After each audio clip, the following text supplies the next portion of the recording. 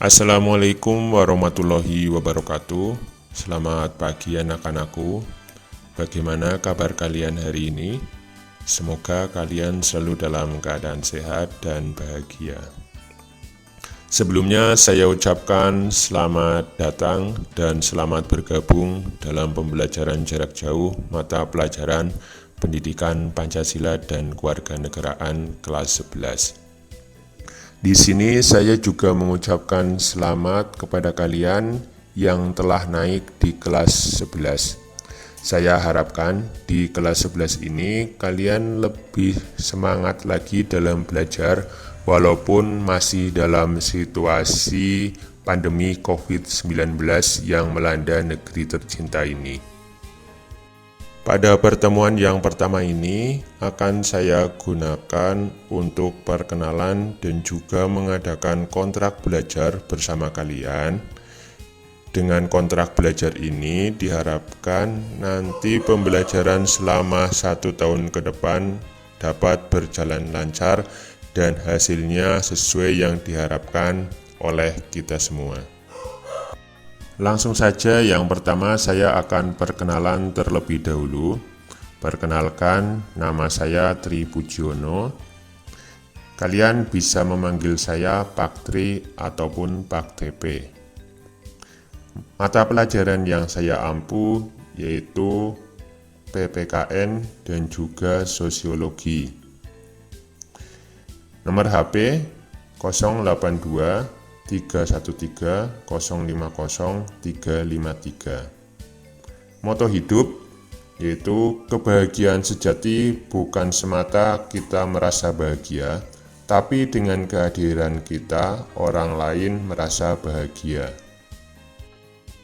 Itu sedikit perkenalan dari saya. Apabila ada pertanyaan lain, silakan bisa bertemu saya di sekolah ataupun dapat juga menghubungi saya melalui nomor HP yang sudah saya cantumkan di atas.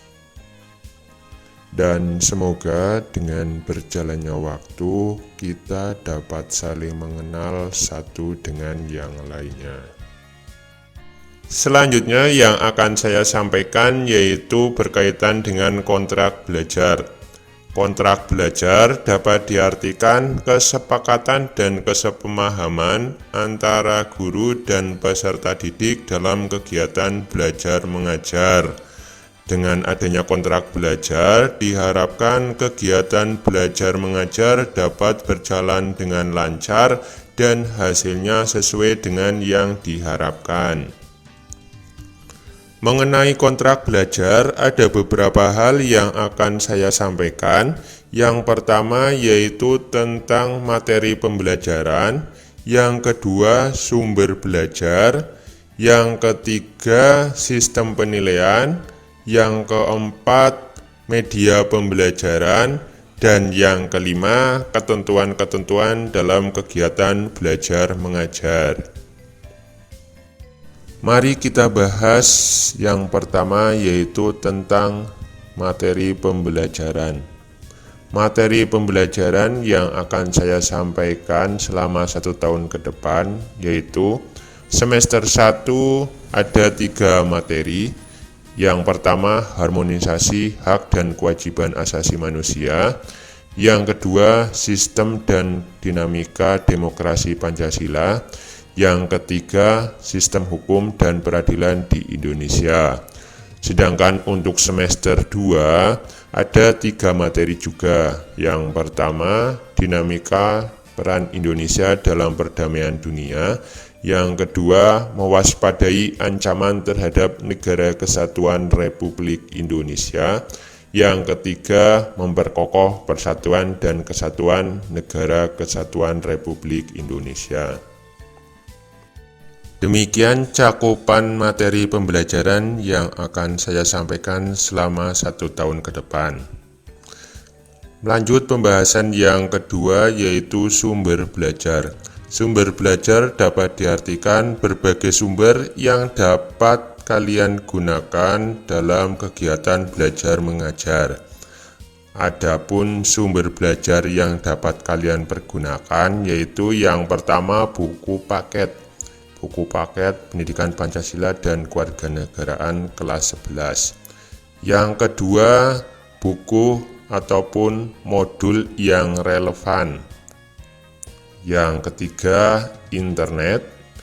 Dan yang keempat, lingkungan sekitar kalian. Itu tadi sumber belajar yang dapat kalian gunakan. Jadi kalian dapat mempelajari materi dari sumber-sumber belajar tersebut. Selanjutnya kita bahas tentang sistem penilaian.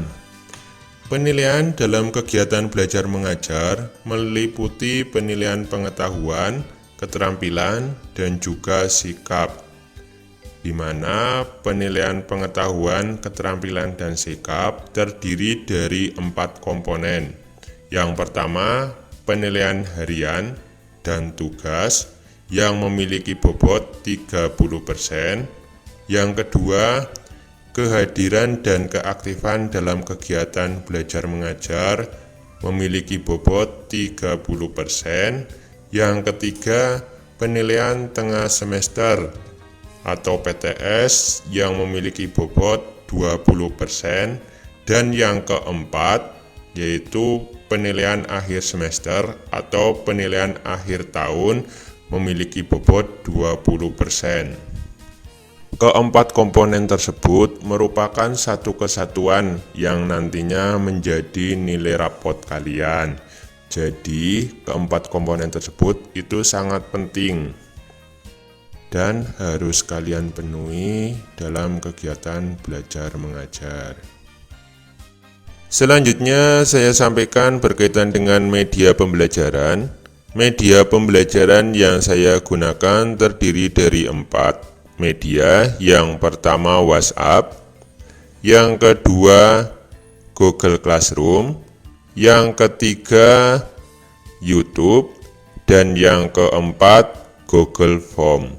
Selain keempat media tersebut, saya juga bisa menggunakan media lain yang dirasa perlu dan penting dalam kegiatan belajar mengajar. Selanjutnya, terakhir yang akan saya sampaikan yaitu tentang ketentuan pembelajaran. Ada beberapa ketentuan pembelajaran yang harus kita pahami bersama, yaitu yang pertama, pembelajaran dilaksanakan sesuai jadwal atau dalam kondisi tertentu dapat menyesuaikan. Yang kedua, sebelum pembelajaran dimulai, guru akan menginformasikan di grup WhatsApp bahwa pembelajaran akan segera dimulai dan peserta didik diminta untuk membuka Google Classroom. Yang ketiga, peserta didik membuka Google Classroom dan membaca serta memahami instruksi yang ada di dalamnya. Yang keempat, peserta didik wajib melakukan presensi. Presensi dilakukan dengan mengisi link Google Form yang telah dibagikan melalui Google Classroom. Selanjutnya, yang kelima, dalam kondisi tertentu, presensi dapat dilakukan dengan menulis nama dan nomor absen di kolom komentar Google Classroom. Yang keenam, apabila peserta didik berhalangan mengikuti pembelajaran, peserta didik wajib memberikan kabar kepada guru melalui WhatsApp.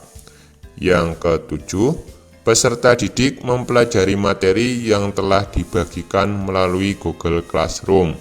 Materi dapat berupa file PDF, Word, PowerPoint, ataupun video pembelajaran di YouTube.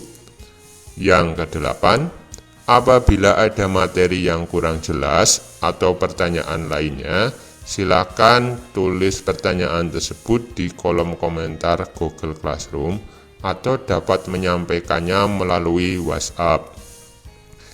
Lanjut, yang kesembilan, setelah mempelajari materi, peserta didik mengerjakan tugas atau kuis yang diberikan dan mengumpulkannya tepat waktu. Yang kesepuluh, apabila guru berhalangan memberikan pembelajaran sesuai jadwal, Guru akan memberikan kabar kepada peserta didik melalui WhatsApp dan akan menjadwalkan ulang pembelajaran tersebut. Dan yang terakhir, yang ke-11, apabila ada hal-hal yang perlu disampaikan oleh peserta didik, silakan langsung menghubungi guru melalui WhatsApp. Demikian ketentuan-ketentuan berkaitan dengan pembelajaran. Dan apabila ada ketentuan-ketentuan lain yang belum saya sampaikan, bisa kita diskusikan di kemudian hari. Sekian yang dapat saya sampaikan. Apakah ada pertanyaan? Apabila ada pertanyaan, silakan dapat menghubungi saya di WhatsApp dengan nomor 082 313 050 353. Terima kasih. Akhir kata, wassalamualaikum warahmatullahi wabarakatuh.